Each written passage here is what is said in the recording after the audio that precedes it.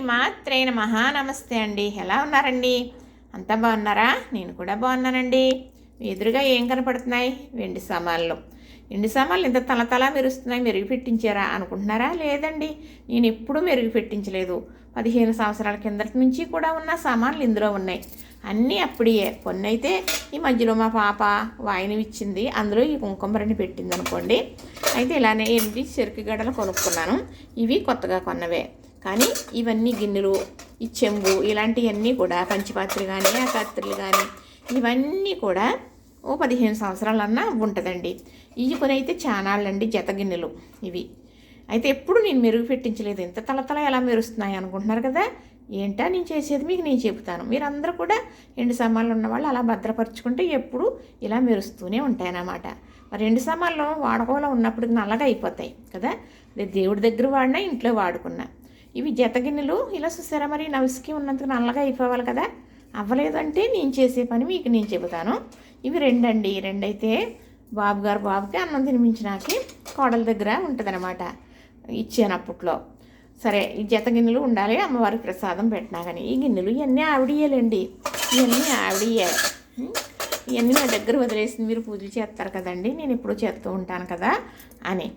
సరేననుకోండి. అయితే ఇంత తలతల మెరుస్తున్నాయి కదా, చెబుతాను మీకు ఏమేసి ఇలా భద్రపరుస్తాను అనేది మీకు నేను చెబుతాను. ఇప్పుడు ఇలా ఉన్నాయి కదా, నేను ఈరోజు మామూలుగా వాష్ చేసేసానండి. కడిగినప్పుడు కూడా నల్లగా ఉంటే చాలా కష్టం కదా. ఈ కంచంతో సహా ఎప్పుడు నల్లబడలేదు నాకు. ఎప్పుడు నేను కూడా మరి మెరుగులు పెట్టించలేదండి. ఏదైనా కూడా ఏ గిన్నె, ఏ చెంబు, ఏ పంచపాత్ర. కప్పూర బిళ్ళలండి. కప్పూర బిళ్ళలు ఉన్నాయి కదా, మనం ఇలా నలిపేసి ఇలా వేసేసి చూసారా? అంటే చెంబులో నీళ్ళు ఉన్నాయండి, కడిగాను కదా. ఇవన్నీ కూడా ఇలా వేసేసి చక్కగా ఇలా వేసేటప్పటికి ఇలా బిళ్ళలు కూడా కొన్ని వేసేయాలి. ఇలా ఈ స్మెల్కి ఏమవుతుందంటే అసలు నల్లగా అవ్వవన్నమాట. చక్కగా ఇలా వేసేసాం కదా. ఇప్పుడు ఇలా ఉన్నది ఇలానే మనం కవర్లో గాలి కూడా తగలకూడదండి. మనం కప్పూర బిళ్ళలు వేసాం కదా, గాలి అనేది తగలకూడదు. ఈ కవర్ ఏనాడు నుంచో వాడుతానండి, ఇలా ఉందని అనుకోవద్దు సుమా. దీనికి ఇలాగా వచ్చిందని ఇదే వాడతానండి. ఇదిగో చూసారు కదా, కవర్లో ఇలాగా పెట్టేసి గాలి తగలకుండా చక్కగా కట్టేసి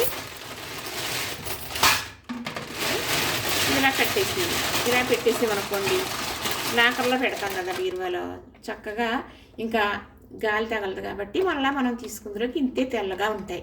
అందుకని ఎప్పుడూ కూడా అసలు నల్లబడవలసిన పని లేకుండా ఉంటాయన్నమాట.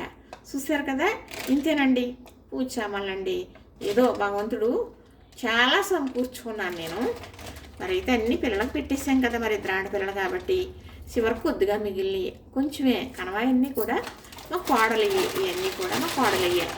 నా అయితే తనకేనండి. ఇంకా చక్కగా ఇలా భద్రపరిచేసి పెట్టేస్తాను. ఇప్పుడు పూజ కోసం తీసాం కదా, వాడుకున్నాం కదా, మళ్ళీ కడిగేసి ఇలా పెట్టేసుకుంటాం. ఈ కర్పూరం బిళ్ళలు వేయడం వల్ల చక్కగా మనకి ఎండు మెరుపు అనేది తగ్గదనమాట అండి. ఎవరు చెప్పారు అనుకుంటున్నారు?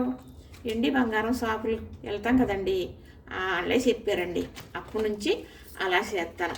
ఇప్పుడు ఒక 20 సంవత్సరాల నుంచి అలా చేస్తాను. చూసారు కదా. అలాగే బంగారం కూడా కొత్త మెరుపు పోకుండా ఉండాలి అంటే ఎలా భద్రపరచుకోవాలి, ఎందులో పెడితే బంగారం మెరుపు కోల్పోకుండా ఉంటుంది. మనం వాడుతూ ఉంటే బంగారం కూడా మరి ఈ మెరుపు అనేది తగ్గుతుంది కదండి. అది తగ్గకుండా ఉండాలంటే అది కూడా బంగారం కొట్టు వాళ్ళే చెప్పారు. ఆ చేసే విధానం మళ్ళీ మీకు ఇంకొకసారి వీడియో పెడతాను, చూడండి. చూస్తేనే కదా అర్థమవుతుంది. లైక్ చేయండి, షేర్ చేయండి, సబ్స్క్రైబ్ చేయండి.